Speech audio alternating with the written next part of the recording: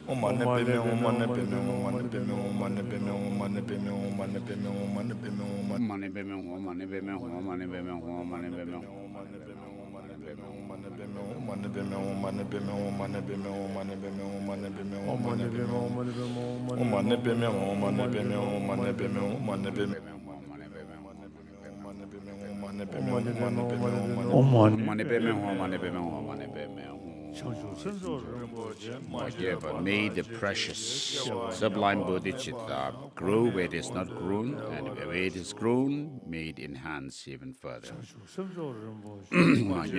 Same verse. Kondo perwar sho jorbo chema yebana geba nyamba mebar yang kone kondo perwar sho. Oh yeah. So as the tradition goes, I'll just read through this chapter. The virtuous are always reluctant to follow a low road, Even when sick, with heavy sorrow, their constancy allows them to maintain a steady course. The Bodhisattva, during his many lives of striving to benefit beings by means of special qualities of truthfulness, generosity, tranquility, and wisdom, once took birth as a king of the Shimbis. Embodying the Dharma and self-discipline, he was able to secure the welfare of his subjects, much as a father cares for his children, influencing them to increase their virtuous qualities and to turn away from wrong actions. And so his subjects rejoiced both in this world and the next.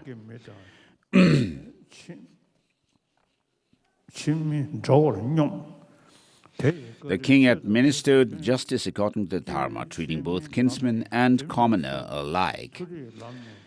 And because the people were encouraged to cultivate right action and to obstruct the path of wrongdoing, a ladder to the heavenly realms gradually came into being. Understanding that the welfare of the world rested in righteousness, the king delighted in the path of the Dharma, always acting in accord with the Dharma, not allowing others to violate its precepts. The king thus protected his people.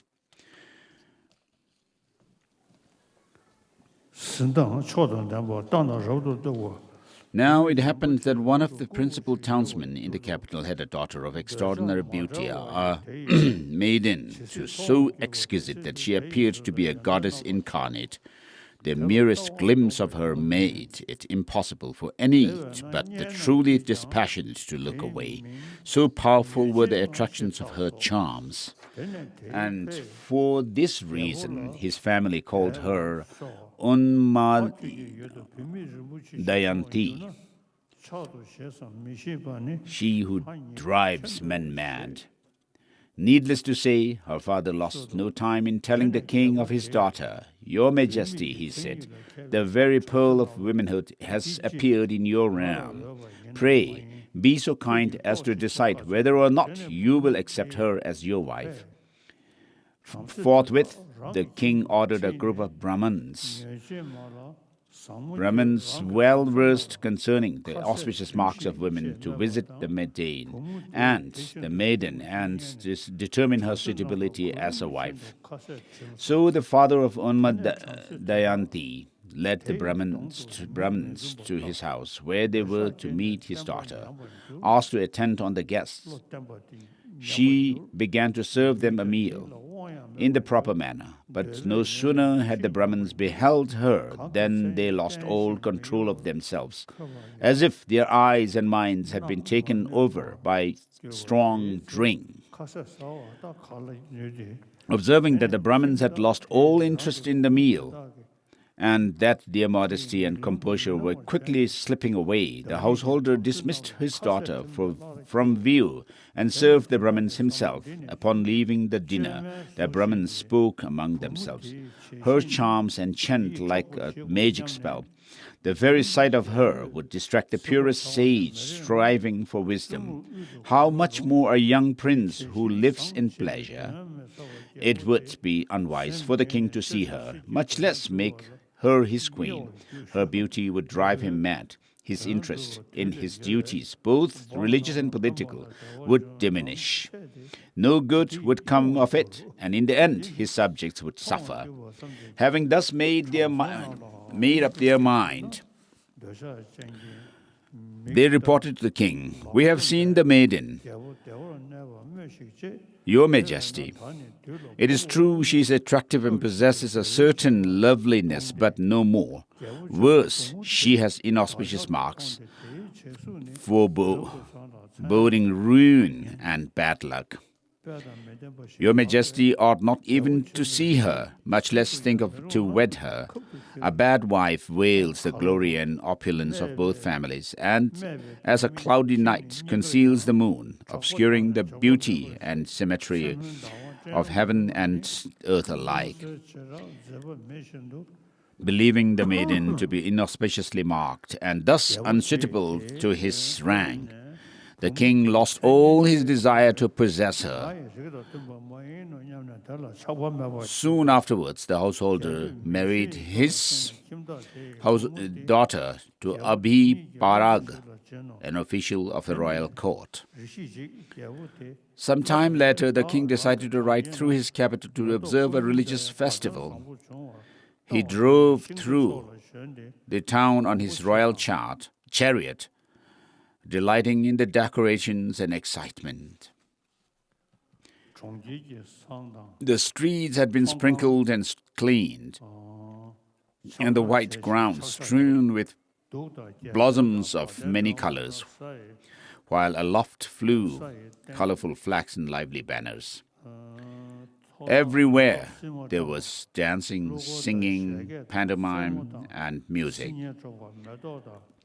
The scent of flowers mingled with the rich profusion of odor, incense, powders, perfumes, ointments, and liquor. Lovely wares were being peddled among the crowds of merry citizens who were dressed in their finest attire.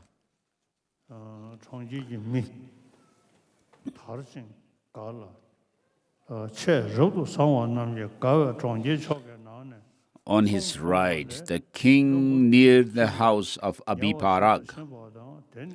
There, Unmadayanti, angry with her sovereign because he had spurned her, inauspicious marks indeed, stood atop the flat roof of the house, pretending to be curious to see him. As a flash of lightning illuminates a cloud, so did her presence charge the scene.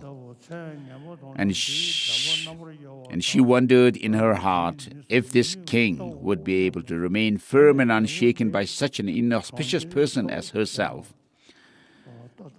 As she faced him, the king's eyes fell upon her. Now the king was accustomed to the wanton airs of harem beauties. He also possessed a modest disposition, great constancy, and a strong sense of shame, attached to the path of virtue, and thus greatly afraid of the looks to look at young women attached to her. He was practiced in subduing the senses, but he was no match for the god of love. Powerless to turn away, he gazed at her for a long time. Is she perhaps the goddess of that house? He thought. Is she an apsara or a demoness? Or Kumuda, the lovely wife of the moon? Surely she cannot be human. And thus he continued to ponder at his chariot, as his chariot drove on, returning to his palace like one absent-minded. He thought of nothing but her, his firmness of mind utterly destroyed. After a few days, he took his charioteer, Sunanda, aside and asked, "Whose is the house that is surrounded by a white wall? And who is she whose beauty shines like lightning in a white cloud?" Sunanda answered, "Your Majesty has a high official by the name of Abhiparaga. That is his house, and that woman is his wife. She is the daughter of Kirita Vaba.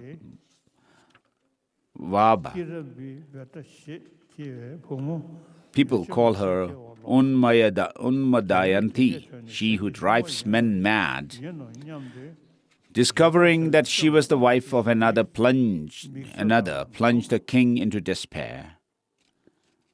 Sighing long and deeply, his eyes fixed and unmoving, he said to himself in a low voice, "Alas, this creature is named all too well, for a sweet smile has driven me to distraction.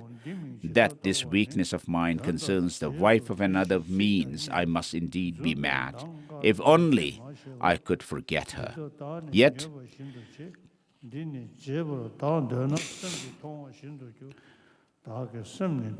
she is never far from my thoughts. She rules my mind. Shame has left me, and sleep as well. If only I could give myself over to thoughts of her graceful features, her eyes, her smiles, her beauty. The gong striking to remind me of my duties arouses only my wrath. Thus was the king's constancy deeply shaken by the power of passionate love. Try as he might to compose his mind or disguise his state, his fixed and staring eyes, his emaciated body and languishing appearance manifested his heart's affliction for all to see.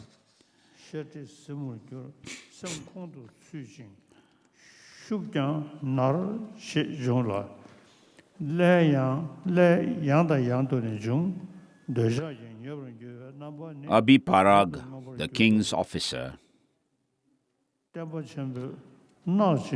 a skilled judge of character, soon observed the changed behavior of his sovereign. Discovering the cause and knowing well the excessive power of the God of love, he foresaw evil consequences unless some remedy were found.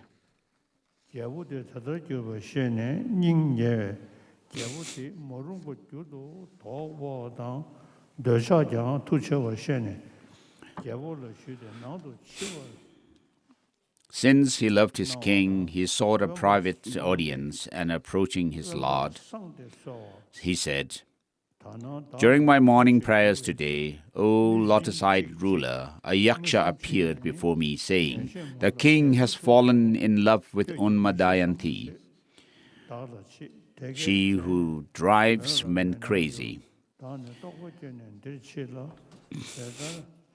How can you ignore it?' And then he vanished. Immediately I came to you. If what he said is true, Your Majesty, why have you remained silent? Do me the favor of taking her." The king was confounded and dared not lift up his eyes for shame. Nevertheless, even though he was caught in the clutches of love, he would not let his firmness falter.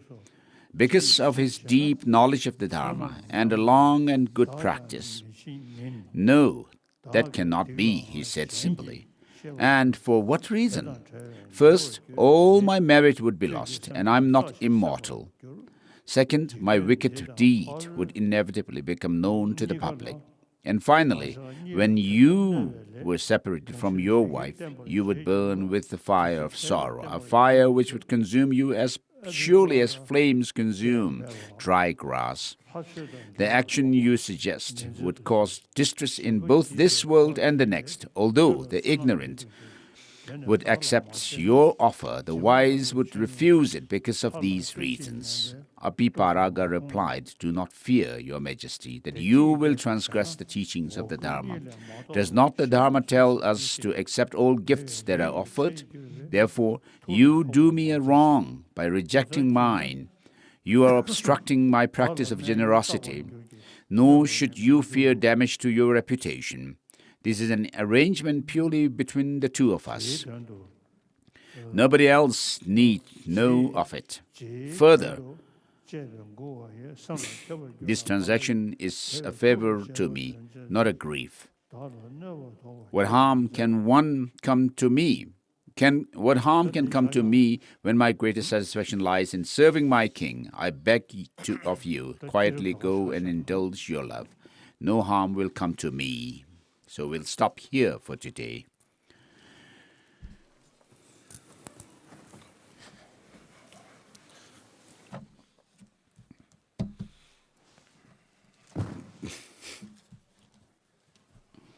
Chapter 13, page 41 I have in this book.